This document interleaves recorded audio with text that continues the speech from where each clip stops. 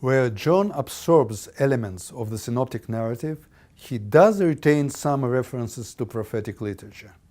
But as noted in his own contributions, his focus is exclusively on Moses and the Pentateuch. A telling example of this preference is the fate of the Transfiguration episode reported in Matthew 17 and synoptic parallels. And after 6 days, Jesus took with him Peter and James and John, his brother, and led them up a high mountain apart. And he was transfigured before them, and his face shone like the sun, and his garments became white as light.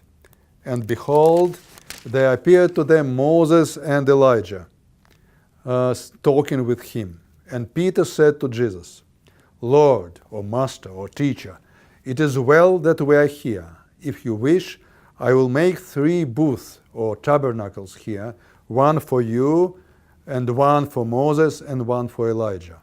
He was still speaking when, lo, a bright cloud overshadowed them, and a voice from the cloud said, This is my beloved Son, with whom I am well pleased. Listen to him. The description here clearly refers to Moses' ascent on Mount Sinai. And I start from Exodus chapter 24, verse 15. Then Moses went up on the mountain, and the cloud covered the mountain. The glory of the Lord settled on Mount Sinai, and the cloud covered it 6 days. And on the 7th day he called to Moses out of the midst of the cloud. And Moses entered the cloud and went up on the mountain. And Moses was on the mountain 40 days and 40 nights.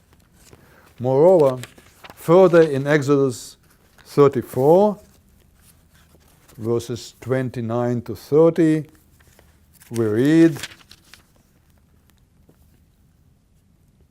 When Moses came down from Mount Sinai with the 2 tables or 2 tablets of the testimony in his hand, as he came down from the mountain, Moses didn't know that the skin of his face shone because he had been talking with God. And when Aaron and all the people of Israel saw Moses, behold, the skin of his face shone, and they were afraid to come near him. Jesus is thus portrayed as undergoing the same transformation into a luminous stage as Moses of Mount Sinai.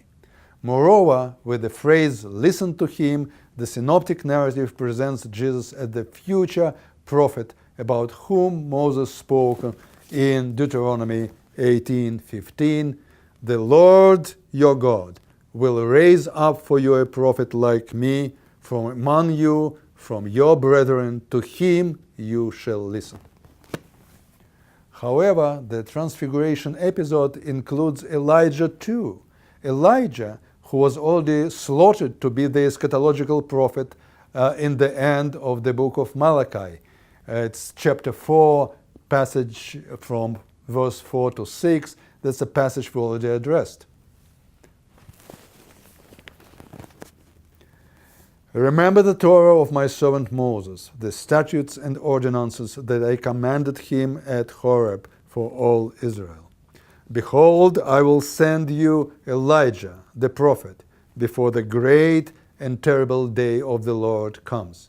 And he will turn the hearts of fathers to their children, and the hearts of children to their fathers, lest I come and smite the land with a curse. So the synoptic narrative, conversing with the prophecy of Malachi, feels obliged to outline Jesus' status not only vis-à-vis Moses, the first prophet, but also vis-à-vis Elijah, the last prophet. Moreover, the real crux of the discussion in Matthew is about Elijah. It is understandable as the Gospels have to somehow find a place in their redemption scenario for Elijah, who was already designated as the eschatological prophet by a long-standing tradition. And so we read in the continuation of the passage in the Gospel of Matthew, starting from verse 9, And as they were coming down, the disciples asked him, "Then why do the scribes say that first Elijah must come?" He, Jesus, replied, "Elijah does come, and he is to restore all things. But I tell you that Elijah has already come, and they did not know him, but did to him whatever they pleased. So also the Son of Man will suffer at their hands." Then the disciples understood that he was speaking to them of John the Baptist. What is the fate of this significant story in the Gospel of John?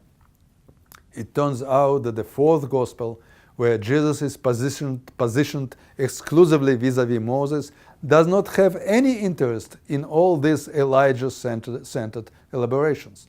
Correspondingly, it does not report the transfiguration scene at all.